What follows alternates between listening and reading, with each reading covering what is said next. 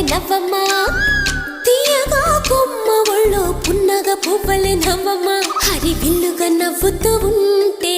ఎండలో వెన్నెల కాయదా చిరు చల్లుగా నవ్వుతూ ఉంటే కొండైన వాగల్లే పొంగదా నూను మెత్తగా నవ్వుతూ ఉంటే ముల్లైన పువ్వలే తాకదా తొలి పొద్దుగా నవ్వుతూ ఉంటే రాయైన రత్నంగా మారదా